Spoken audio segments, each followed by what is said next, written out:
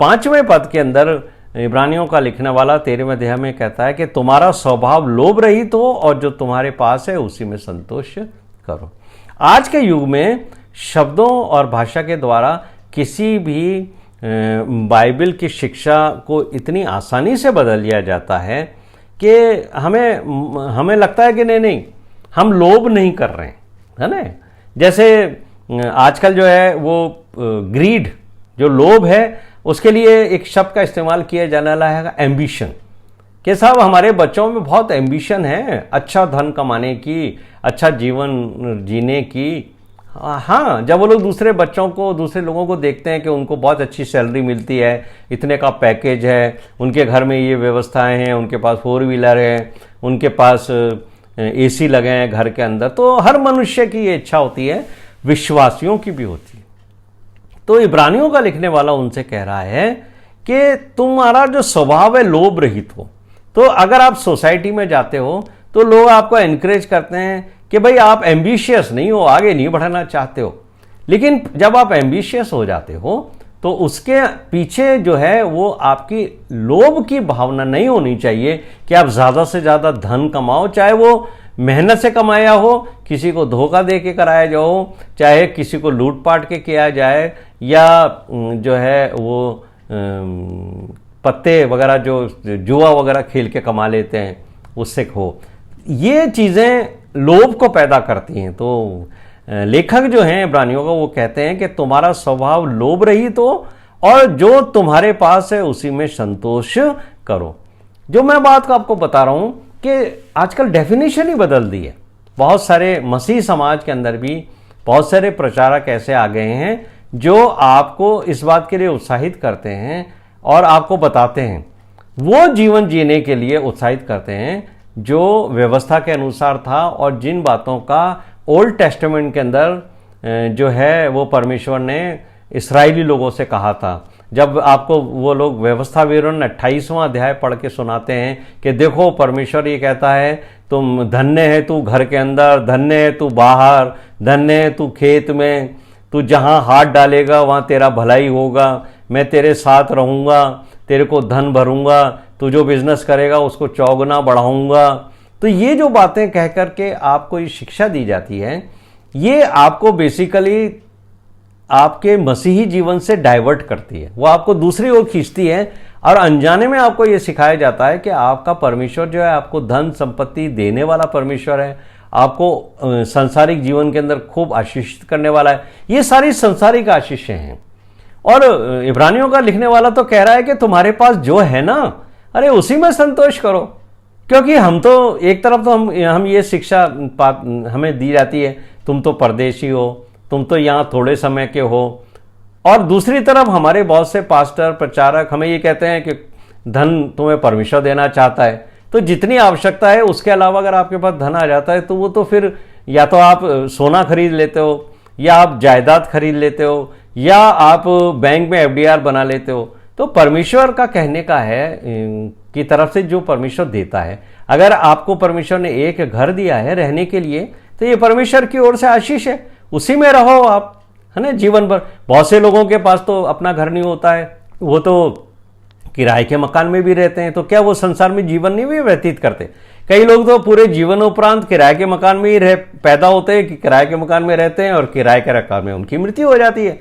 लेकिन अगर परमेश्वर ने आपको रहने के लिए एक वो दे दिया घर, तो ये तो परमेश्वर की आशीष है। यही समझिए कि घर तो परमेश्वर का है, मैं तो किराएदार हूं, जब तक मैं जीवित हूं परमेश्वर ने मुझे दिया है ताकि मैं किराया भी नहीं दूं इस घर का और आनंद से रहूं।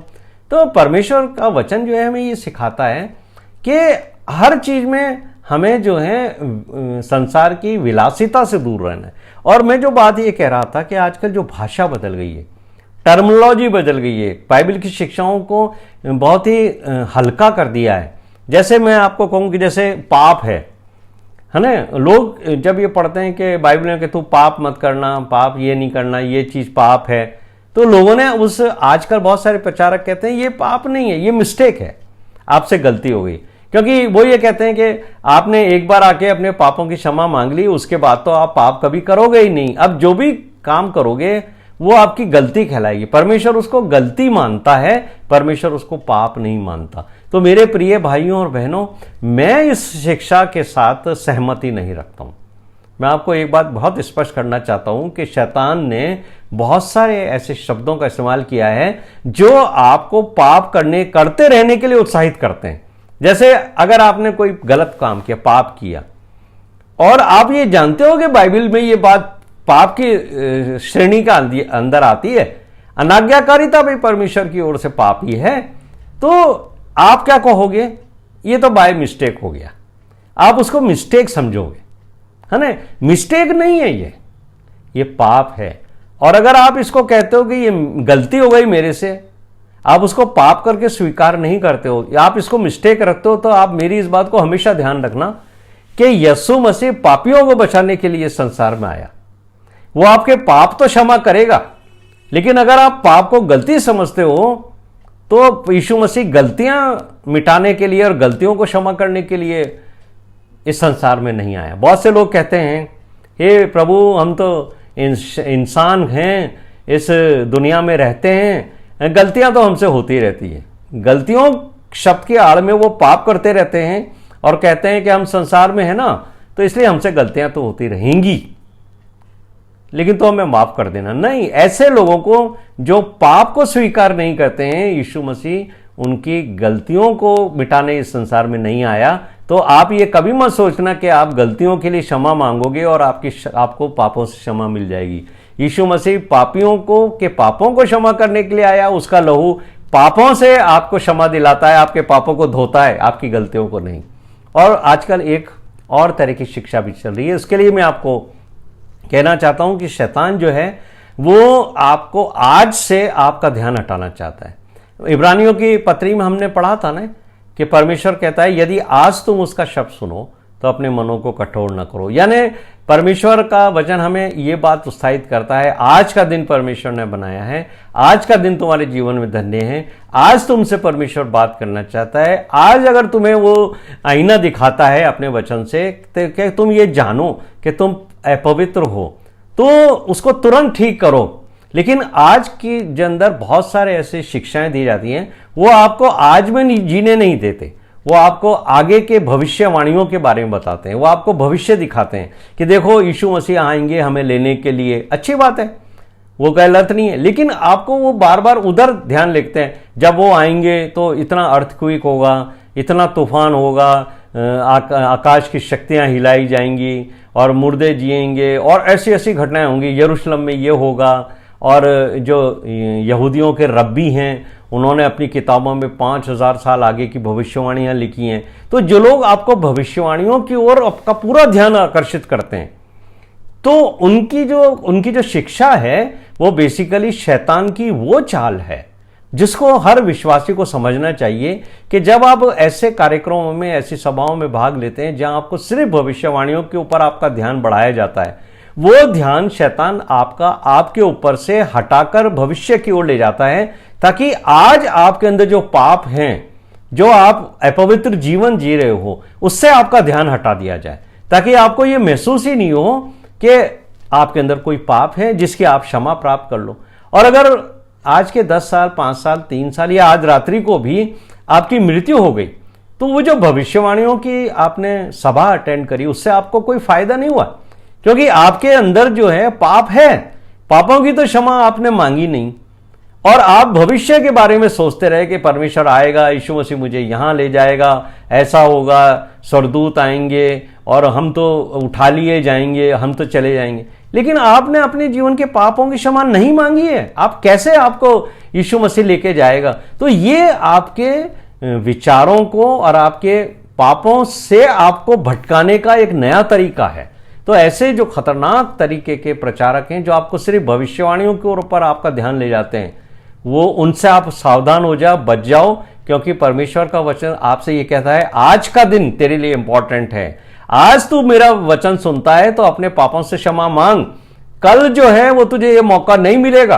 परमेश्वर के न्याय शासन के सामने जब आप खड़े होंगे तो परमेश्वर आपसे कहेगा, तेरे को मैंने अपने वचन के द्वारा ये शिक्षा दी कि तू अपने जीवन के अंदर छिपे हुए पापों को जान, तो जब यीशु मसीह से आपका इंटरेक्शन होता है तो यीशु मसीह आपके जीवन में प्रकाशन करता है। वो छिपे हुए पाप भी आपको मालूम होते हैं जो जिन पे आपका ध्यान नहीं जाता। जो जब हम जक्कई की बात करते हैं ना कि जक्कई जो है वो पेड़ के ऊपर था और यीशु मसीह को उसने देखा तो यीशु मसीह को घर लेके आया। उसी दिन आप देखो कि थोड़ी देर में ही जब यीशु मसीह के प्रवचन उसके घर में हुए, उसके बाद उसने खड़े होकर क्या कहा था कि हे प्रभु, मैं अपने सब पापों को स्वीकार करता हूं। उसने ये नहीं कहा कि प्रभु जब तू दोबारा आएगा लेने तब मैं जो हूं वो अपने पापों को स्वीकार करूंगा, जिसका न्याय से लिया है उसको मैं बाद में दे दूंगा। आज मैंने तेरी शिक्षा तो सुन ली है लेकिन फिर बाद में चलेंगे तेरी। अभी तो तू ये बता कि तू जब सेकंड टाइम आएगा तब क्या करेंगे, कैसा होगा, हम लोगों को तू कैसे लेके जाएगा। नहीं, उसने उसी दिन उस शिक्षा के उपरांत अपने पापों को स्वीकार किया। तो मैं आपको यह बात कहना चाहता हूं कि परमेश्वर का वचन आपको आज अपने जीवन को यीशु मसीह के वचनों के अनुसार, शिक्षाओं के अनुसार लाने और आज अपने जीवन के अंदर छिपे हुए पापों को उजागर करता है।